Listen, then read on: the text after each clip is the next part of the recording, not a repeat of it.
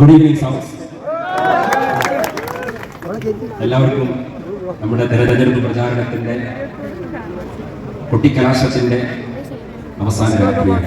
നാളെ വൈകുന്നേരം നമുക്ക് ഇതേ സമയം ഇങ്ങനെ ഒരുമിച്ച് കൂടാൻ, ഒരുമിച്ചിരിക്കാം, ഒരുമിച്ച് പാടാൻ, ഒരുമിച്ച് പറയാൻ തെരഞ്ഞെടുപ്പ് കമ്മീഷന്റെ വിലക്കുണ്ട്. അതുകൊണ്ട് ഞാൻ വന്നിറങ്ങിയത് ഈ മണ്ണിലാണ്. നിങ്ങളെന്നെ സ്വീകരിച്ചത് നിങ്ങളുടെ കൽവിലാണ്. ഈ സൗത്ത് നിയോജക മണ്ഡലത്തിന്റെ സ്നേഹത്തിന്റെ കൊട്ടാരത്തിൽ ഞാൻ ഇങ്ങനെ രാത്രി വരുമ്പോൾ ഈ തെരഞ്ഞെടുപ്പിൽ മത്സരിക്കുന്ന ഒരു പ്രധാനപ്പെട്ട ഒരു സ്ഥാനാർത്ഥിയുടെ ബോർഡുകൾ വെക്കുന്നത് കണ്ടു. എൻ്റെ കാറിന്റെ ഹെഡ്ലൈറ്റിൽ വെക്കുന്നവരെ ആളെ കണ്ടപ്പോൾ എനിക്കൊരു അസ്വാഭാവികത തോന്നി. നോക്കിയപ്പോൾ ബംഗാളികളാണ്, ബീഹാറികളാണ്, ഹിന്ദിവാലകളാണ്. ഈ നിയോജക മണ്ഡലത്തിന്റെ മുക്കുമൂലകളിൽ UDF സ്ഥാനാർത്ഥിയുടെ പോസ്റ്റർ നിങ്ങൾ കണ്ടാൽ അത് ആ പരിസരത്തെ നമ്മുടെ ഒരു പ്രവർത്തകന്റെ കയ്യിൽ അതിന്റെ മൈദയുണ്ടാകും. നമുക്ക് കൊട്ടേഷൻ ഇല്ല, നമുക്ക് സെൻട്രൽ ഗവൺമെന്റിന്റെ കോടികളുടെ ഫണ്ടില്ല, നമ്മുടെ കയ്യിൽ കേരള ഗവൺമെന്റിന്റെ കർത്തയുടെ കരിമണൽ വാരിയ കമ്മീഷനില്ല കൂട്ടരെ. പക്ഷേ ഈ തെരഞ്ഞെടുപ്പിന്റെ റിസൾട്ട് പുറത്തു വരുമ്പോ ഈ മനുഷ്യർ, എന്റെ വലത്തും ഇടത്തും നിൽക്കുന്ന ഈ മനുഷ്യർ, ഇന്നലെ ഞാനൊരു സദസ്സിൽ സംസാരിച്ചപ്പോൾ എൻ്റെ വാക്കുകൾ അവസാനിപ്പിക്കുമ്പോൾ ഒരമ്മ എഴുന്നേറ്റു. ആ അമ്മ ഉറക്കെ വിളിച്ചു പറഞ്ഞു, ഞങ്ങൾക്ക് ഒരു അനിയൻ വന്നിരിക്കുന്നു എന്ന് പറഞ്ഞു, ഞങ്ങൾക്കൊരു അനുജൻ വന്നിരിക്കുന്നു എന്ന് പറഞ്ഞു. എൻ്റെ വലത്ത് എൻ്റെ പ്രിയപ്പെട്ട ഉമ്മമാരുണ്ട്, എൻ്റെ പ്രിയപ്പെട്ട സഹോദരിമാരുണ്ട്, എൻ്റെ പ്രിയപ്പെട്ട കാരണവന്മാരുണ്ട്. ഈ കുറ്റിച്ചിറയിൽ വീശുന്ന കാറ്റിന് എന്തൊക്കെ കഥകൾ പറയാനുണ്ട്. ഒരുപാട് തറവാടുകളുടെ മുറ്റത്ത് ഞാനിവിടെ നിൽക്കുമ്പോ, നമ്മുടെ വിപിന് ഞാനിവിടെ വന്ന് നിൽക്കുമ്പോ തെക്കേപ്പുറത്തെ തറവാടുണ്ട്.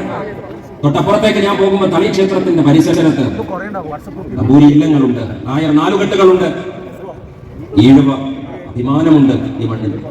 നമ്മുടെ പ്രിയപ്പെട്ട വല്യപ്പ, നമ്മുടെ തറവാടുകൾ, നമ്മുടെ കുടുംബം, നമ്മുടെ മതം, നമ്മുടെ ജാതി, പക്ഷെ അതിനൊക്കെ മുകളിൽ നമ്മളത് കോഴിക്കോട്ടുകാരാണ് എന്ന തറവാടാണ് നമ്മൾ ഒരുമിച്ച് നിർത്തുന്നത്. ആ ഏകതയാണ്. ഇവിടെ വെറുപ്പ് വേവില്ല, ഇവിടെ വിദ്വേഷം നടക്കൂല. രാഹുൽ ഗാന്ധി പറഞ്ഞില്ലേ, 5 കൊല്ലം ഈ കോഴിക്കോടിന് എന്താക്കും എന്ന് ചോദിച്ചാൽ രാഹുൽ ഗാന്ധിയുടെ വാക്ക് കടമെടുത്ത് പറഞ്ഞാൽ ഈ നിയോജക മണ്ഡലത്തെ 5 വർഷം കൊണ്ട് മുഹബത്ത് കി ദുകാൻ. ഓരോരുത്തരുടെയും ID കാർഡ് എന്റെ കയ്യിലിതാ. നിങ്ങളുടെ തറവാട്, നമ്മുടെ വീടുകൾ, നമ്മുടെ അഡ്രസ്, നമ്മുടെ മതം, നമ്മുടെ ജാതി. ശേഷം നമ്മൾ ID കാർഡ് ഒന്ന് മറിച്ചു വെക്കും, ഒന്ന് മലർത്തി, ഒന്ന് കമഴ്ത്തി വെക്കും. അപ്പോൾ ഇവിടെ ഉമ്മയിട്ട് നടക്കണം. ഞാൻ ഉമ്മയോട് പറയാം, പരപ്പനങ്ങാടിക്കാരിയാണ് മോള്. ഞാൻ മോളോട് പറഞ്ഞു, മോളെ, ഇത് നിന്റെ പാട്ടല്ല ഇവിടെ നടക്കുന്നത്. ഇവിടെ ഇപ്പോൾ നടക്കുന്നത് ഈ സൗത്ത് നിയോജക മണ്ഡലത്തിൽ നിന്ന് നീ പാടുന്ന പാട്ടുകളുടെ ചിറകിലേറി പാട്ടും പാടി ഐക്യ ജനാധിപത്യ മുന്നണിയുടെ സ്ഥാനാർത്ഥി കേരള നിയമസഭയിൽ.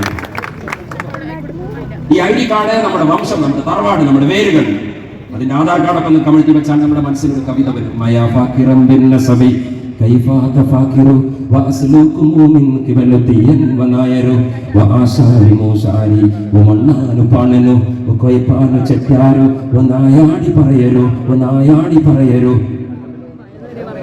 കഴിഞ്ഞ ദിവസം തിരുവണ്ണൂരിൽ പോയപ്പോ, ചൂരമ്പടയുടെ മണ്ണിൽ പോയി നിന്നപ്പോ അസുരന്മാരെ നിഗ്രഹിച്ച് ദേവലോകത്തെ രക്ഷിക്കാൻ വേണ്ടി നടന്ന ധർമ്മ പോരാട്ടം, ആ ധർമ്മ പോരാട്ടത്തിന്റെ മണ്ണിലാണ് ഞാൻ നിൽക്കുന്നത്.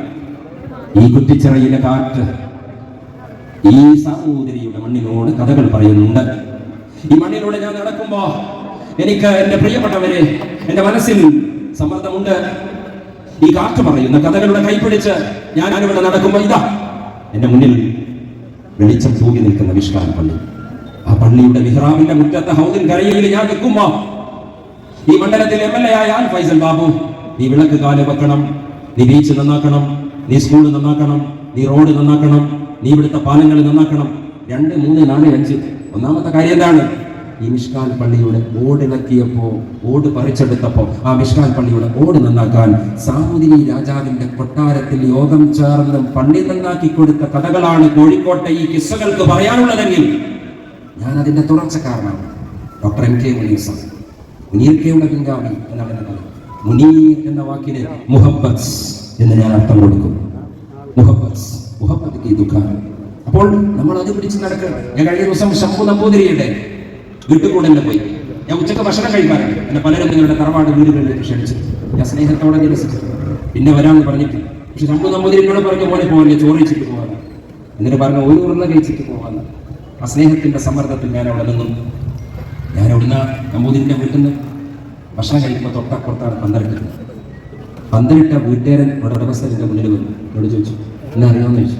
ഞാൻ പറഞ്ഞ അറിയില്ലാന്നോ. എൻ്റെ പേര് കോയട്ടി.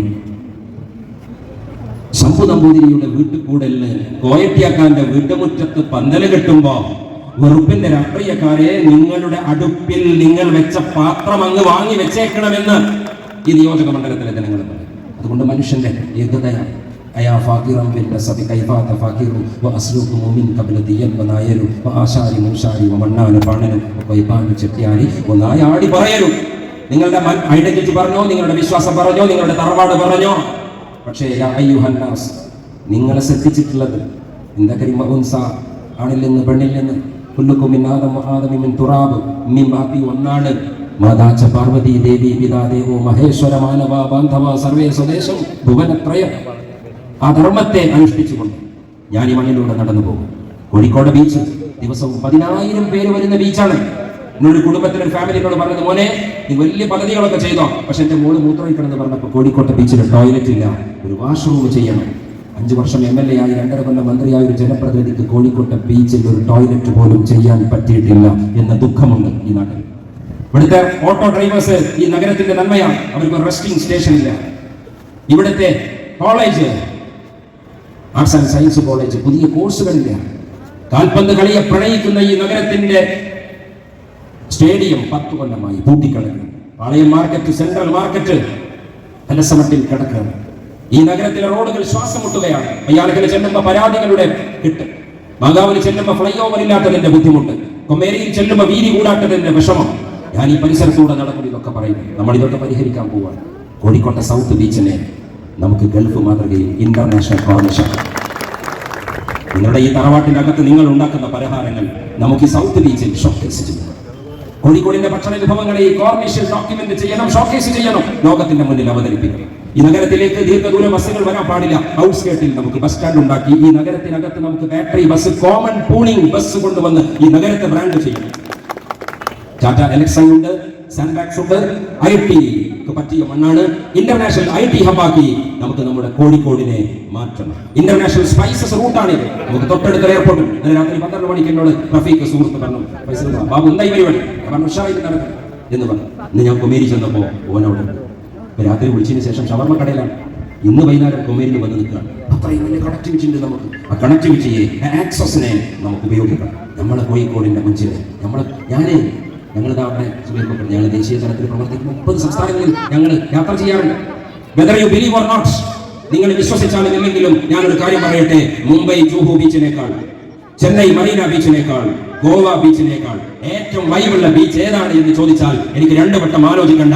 നമ്മളെ കോഴിക്കോട് ബീച്ചിന്റെ വൈബിനോട് ഒന്നും എത്താൻ പറ്റില്ല. രാത്രി 3 മണിക്ക് നിങ്ങൾ അലാറം വെച്ച് പോയി അവിടെ പോയി കാറ്റുകൊണ്ടാലും ആ ബീച്ചിന്റെ വൈബുണ്ട്.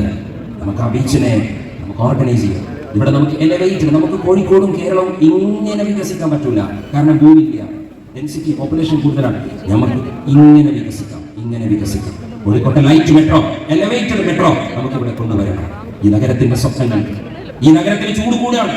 നമുക്ക് അർബൻ ഫോറസ്റ്റ്, മിയാവാക്കി ഫോറസ്റ്റ് ഈ നഗരത്തിൽ കൊണ്ടുവരാൻ പറ്റും. നമുക്ക് ആർട്സ് ആൻഡ് സയൻസ് കോളേജിനെ ഓട്ടോണമസ് യൂണിവേഴ്സിറ്റി ആക്കി ഈ സൗത്തിന് സ്വന്തമായ ഒരു സർവകലാശാല നമുക്ക് നിർമ്മിക്കണം. 27 ഏക്കർ സ്ഥലത്തെ മലയാളിയുടെ കളിയാക്കലിൽ ഒരു വാക്കാണ് ഈ സൗത്തിന്റെ ഒരു സ്ഥലം. അത് കുതിരവട്ടമാണ്. കുതിരവട്ടത്തേക്ക് കൊണ്ടുപോകാൻ പരിഹാസത്തിന്റെ പേരാണ്. 5 കൊല്ലം ഞാൻ ഇവിടെ നിന്ന് ഇറങ്ങിപ്പോകുമ്പോൾ കുതിരവട്ടത്തെ മാനസികാരോഗ്യ ആശുപത്രി, നമ്മൾ IT ജോലി ചെയ്യുന്ന കുട്ടികൾക്ക് ഡിപ്രഷനാണ്, വർക്ക് അറ്റ് ഹോമിൽ ഡിപ്രഷനാണ്. മെന്റൽ വെൽബീയിങ് സെന്ററായി, ഹാപ്പിനെസ് സെന്ററാക്കി കുതിരവട്ടത്തെ മാനസികാരോഗ്യ ആശുപത്രിയെ ബംഗളൂരിലെ നിംഹാൻസ് മാതൃകയിൽ, അന്താരാഷ്ട്ര മാതൃകയിൽ നമ്മളതിനെ പരിവർത്തിപ്പിക്കും. അങ്ങനെ നമ്മളെ കോഴിക്കോടിനെ മൊഞ്ചോടെ കൽപ്പിൽ സൂക്ഷിക്കാനുള്ള ഹൃദയദേശമാക്കി നമുക്ക് ഈ നാടിനെ പരിവർത്തിപ്പിക്കണം. അതിനെല്ലാവരും മറ്റന്നാൾ പോളിംഗ് ബൂത്തിൽ ചെന്ന് ഏണി അടയാളത്തിൽ വോട്ട് ചെയ്യണമെന്ന് സ്നേഹത്തോടെ ഞാൻ പറയാണ്.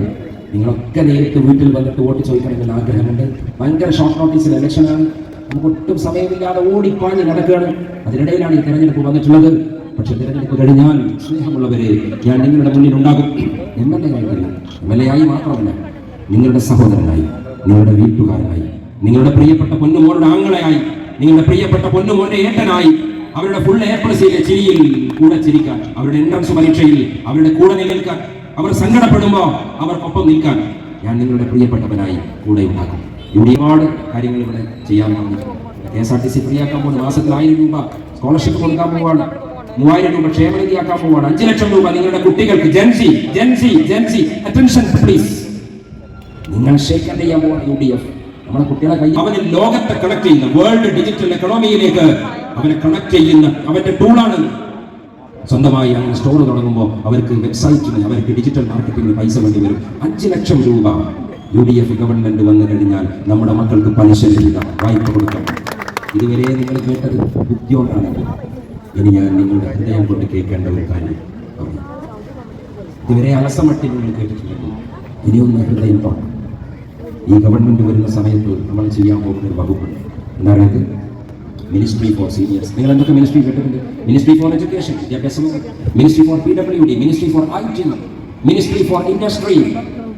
പക്ഷെ ഒരു പുതിയ വകുപ്പ് നമ്മൾ പരിചയപ്പെടുത്താൻ പോകും. Ministry for senior citizens. പ്രായമുള്ളവർക്ക് മാത്രമായി നമ്മൾ വകുപ്പ് കൊണ്ടുവരാൻ പോകും. എന്നെ കേൾക്കുന്ന സുഹൃത്തെ, നിന്റെ അച്ഛൻ നിന്റെ വീട്ടിൽ ഊന്നുവടിവായി നടക്കുമ്പോൾ ആ അച്ഛന്റെ സങ്കടം നിന്റെ അമ്മയുടെ മാത്രം സങ്കടമല്ല. ആ ഊന്നുവടി ഒരു സർക്കാർ പിടിക്കാൻ പോവാണ്, ഒരു ഗവൺമെന്റ് പിടിക്കാൻ പോവാണ്. ഞാൻ ഈ കുട്ടിച്ചറയിലൂടെ ഇങ്ങനെ വരുമ്പോൾ കാരണവന്മാരുടെ ഇരിക്കുന്ന ഞാൻ കണ്ടിട്ടുണ്ട്. കാരണവന്മാരെ, നിങ്ങളുടെ വീടുകളിൽ നിങ്ങൾ ഒറ്റപ്പെടില്ലേ? ഈ സർക്കാർ നിങ്ങളുടെ കണ്ണുകളിലേക്ക് നോക്കുന്നുണ്ട്. ഇവിടുത്തെ പ്രായമായ ജീവിതത്തിന്റെ സായനിലത്തിൽ മലയാളിയുടെ ലൈഫ് സ്പാൻ കൂടുകയാണ്, ആയുസ് കൂടുകയാണ്. ഇവിടുത്തെ പ്രായമുള്ള ഉപ്പമാരുടെ, വാപ്പമാരുടെ, അച്ഛന്മാരുടെ, മുത്തച്ഛന്മാരുടെ കണ്ണിൽ കണ്ണുനീര് നിറയരുതേ, ഉമ്മമാരുടെ കണ്ണു നിറയരുതേ. ഇതൊരു സർക്കാർ ചിന്തിക്കാൻ പോവാണ്. ഞാൻ ഈ നഗരത്തിൽ ഒരു മഴ പെയ്ത പുഴയുണ്ട്.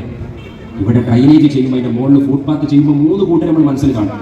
ഒന്ന്, ഗർഭിണികളായ സ്ത്രീകൾ, പ്രായമുള്ള ആളുകൾ, അതുപോലെ ഭിന്നശേഷിക്കാർക്ക് സെൽഫ് അസിസ്റ്റഡ് വീൽ ചെയർ ഉരുട്ടി കൊണ്ടുപോകാൻ പറ്റുന്ന ഒരു ഫുട്പാത്ത്, ബാരിയർ ഫ്രീ ഫുട്പാത്ത് നമ്മൾ ഈ നഗരത്തിൽ ചെയ്യും. അതുകൊണ്ട് പ്രായമുള്ള ആളുകൾക്ക് നമ്മളൊരു മിനിസ്ട്രി കൊണ്ടുവരാൻ പോവാണ്. അതുകൊണ്ട് ദൈവത്തിന്റെ ഈ നാട്, ഗോഡ്സ് ഓൺ കൺട്രിയിൽ ഒരു ഗോഡ്സ് ഓൺ സിറ്റി വരെയാണ്. ദൈവത്തിന്റെ സ്വന്തം നാട്ടിൽ, ദൈവത്തിന്റെ സ്വന്തം നഗരമായി കോഴിക്കോട് അടയാളപ്പെടുകയാണ്.